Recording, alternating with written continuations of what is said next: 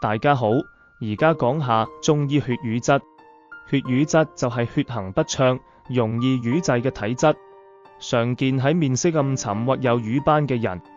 血瘀質嘅主要症狀包括面色晦暗或有色斑、皮膚乾燥、唇色紫暗、容易痛症如頭痛、痛經。